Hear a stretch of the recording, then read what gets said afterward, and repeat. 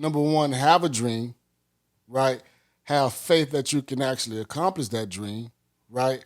Have enough focus to be able to focus on that thing, that dream, right? But the main thing is to be consistent through it all, through all the struggles, through all the adversity, through all the hardships, through all the, the failures, all of those things. You have to be able to be consistent, right? Because that's going to determine and shows what your character is, who you really are. Do you really want it? See, I've been falling all my life and people wonder why I'm down to earth. This is Adversity University. If you waiting for somebody to feel sorry for you, then you failed already. Success is best to those who've been grounded first. Cause ain't nobody gonna feel sorry for you. Now what are you willing to do? The only thing that separates a winner from a loser is perseverance. And this is Adversity University. Welcome to Adversity University Growth Talk. I am your host and licensed therapist, Coty Martin. And I am your host, national speaker and author, Coty Martin. I'm ready to have real conversation about personal growth and mental health. And I'm also ready to have real conversation about personal growth and mental health. But it all starts with emotional intelligence. My job is to simply ask the questions, have a dialogue, and connect the dots that'll help you on your journey of personal growth and mental wellness. My job is to motivate, inspire you to simply want to do and be better every single day. Just like it's two sides to every story, I also believe that there's two sides to every human, okay? The side that's mediocre and the side that's great. And I don't know about you, but I wasn't put on this earth to be mediocre. I was born to be great. So if the conversation ain't about growth or greatness, we ain't got nothing to talk about.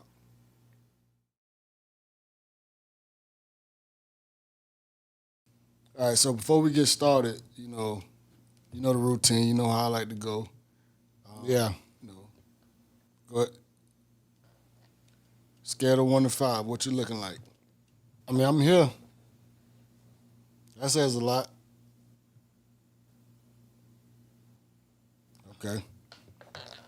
I mean, honestly, today's been one of them days, man. So I would say I'm about at a 3, solid 3, all the way.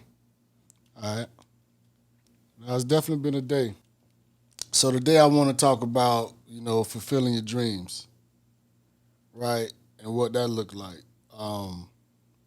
Again, I'm pulling everything out of Passport to Life, Journey to a Positive Mindset, your book, right?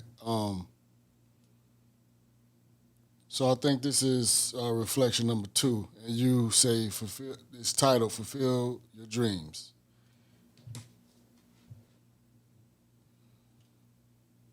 So I just want to pull out a couple things that you say, and I just want to kind of just dialogue about it. Actually, I'm just going to really get into 3 things.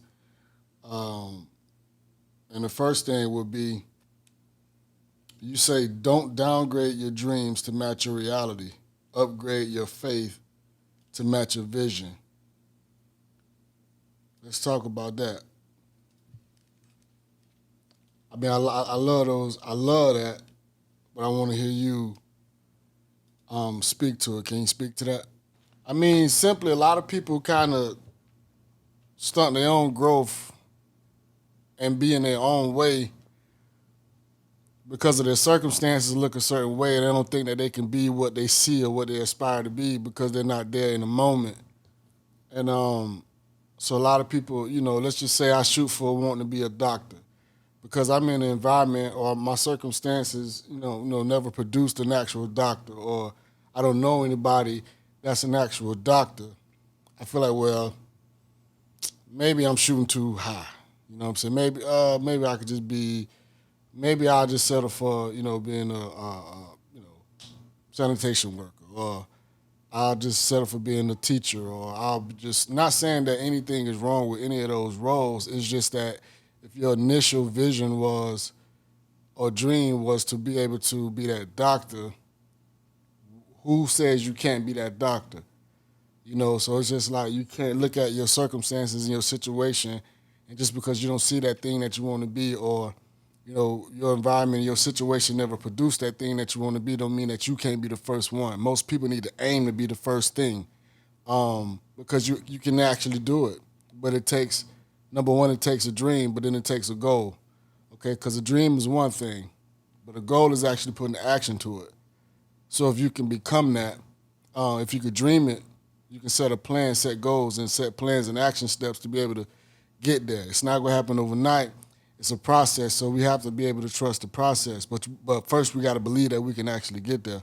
So when I say downgrading your dreams, don't downgrade yourself, because your reality is your reality. But you can soar outside of your reality, especially if you believe that. So you have to upgrade your faith. Like, you have to believe it, number one, but you have to upgrade your faith to be able to say, yeah, I can actually be that. This is my vision. I know how to get there. This is a plan for me to be able to get there and then get there. There's a thing called imposter syndrome, right? So, and what imposter syndrome is pretty much most people believe that, and I apologize, but most people don't believe that they can be the things that they dream. Let me say that again. Most people don't believe that they can be the things that they dream. Again, because of your situation and your circumstances. So you have to have faith. You got to believe in the things that you can't see, right? And in doing that, that's actual vision. Like, that's vision. You can see it. As long as you can see it, you should be able to touch it eventually. Again, it's not going to happen overnight, but your vision is your vision. Some people dreams come true in 1 year. Some people are an overnight success. Most people aren't, right? Most people, it takes at least 10 years to be able to accomplish that big dream. So if you're not willing to sacrifice and stay down and stay focused for at least 10 years,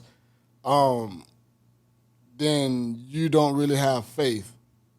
Because it's just like, there's a lot of memes, and I saw this meme a lot, of a person like digging, and the other side, they just got to dig a little bit more. And on the other side of that little dig, they just dig about 2-3 more scoops. There's a big diamond, right there, on the other side.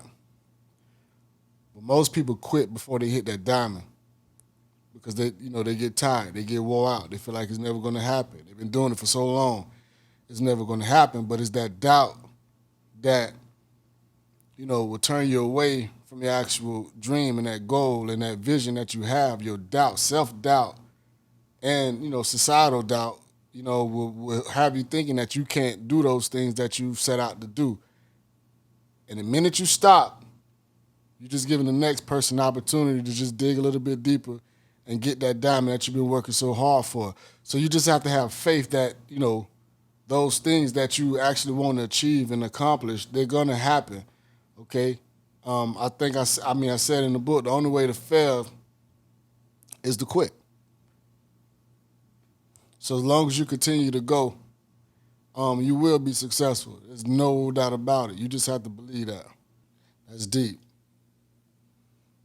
That's very deep. Most people don't know about imposter syndrome and how that can actually affect you as a person.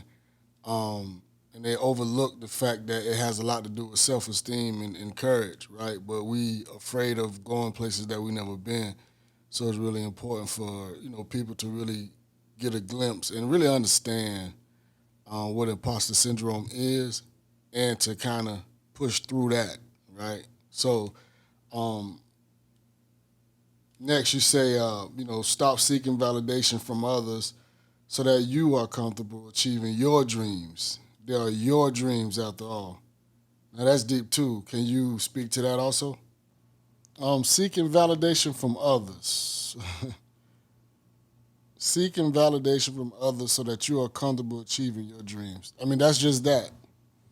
Again, it goes along with that imposter syndrome. We don't really believe that we can accomplish the things that we dream or the things that we say we want to be. We don't actually believe it. And we may have this person that we respect or we like or we value their opinion. So if we see something, a vision, and we want to accomplish that because we've never been there before, you're going to ask the next person, this person whose opinion that you value, hey, what do you think about this? And the minute that person says something that's going to prevent you from going, because you're looking for validation. If they don't validate you, then you second-guessing yourself. That's not good right there. So you got to, stop seeking validation from everybody else. If you got the vision, you got to work hard to be able to, accomplish that vision, get to that vision of what you see. That person's opinions, that person's ability ain't your ability, right? That person's opinion ain't your opinion, right? You saw it.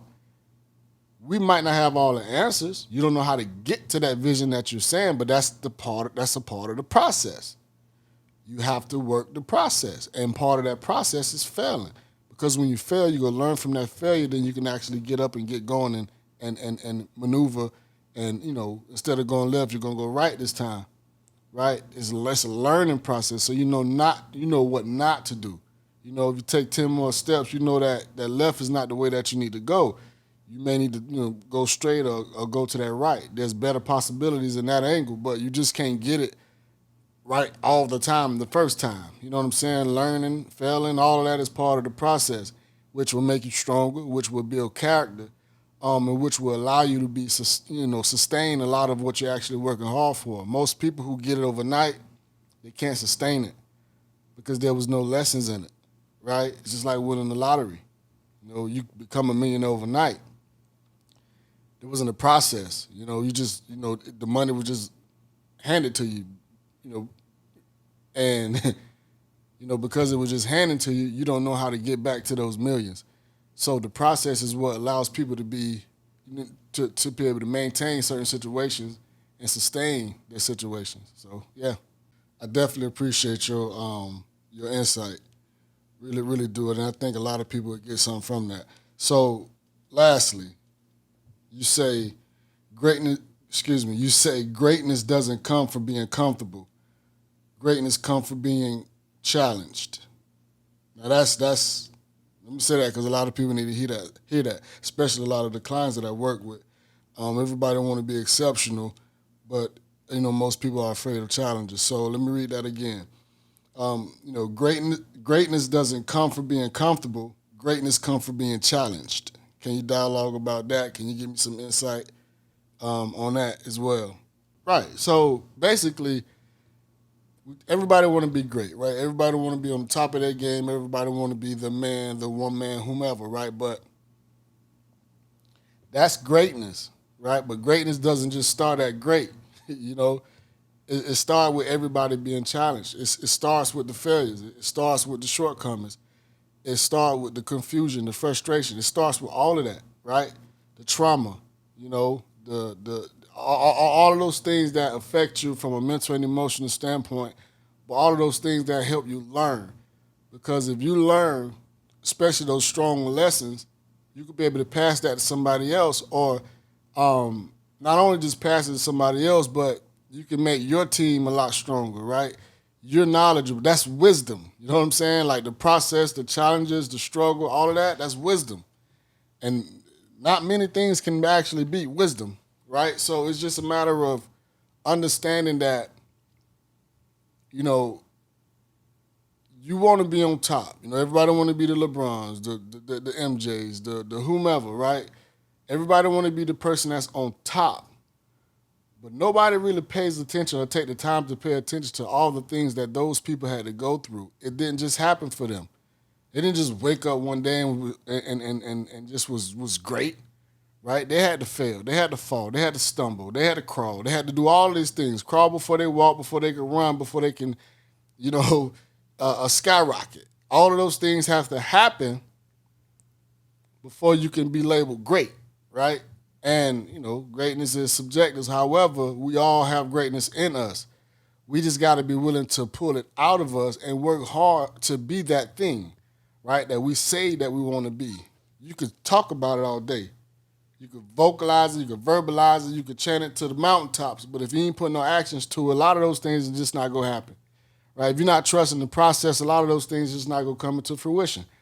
So you have to be able to understand what it is to be able to, number one, have a dream, right? Have faith that you can actually accomplish that dream, right? Have enough focus to be able to focus on that thing, that dream, right? But the main thing is to be consistent through it all, through all the struggles, through all the adversity, through all the hardships, through all the, the failures, all of those things. You have to be able to be consistent, right? Because that's going to determine and shows what your character is, who you really are. Do you really want it, right? Is it really for you? is this vision something that is a fly-by-night thing or something that is, can actually be sustainable?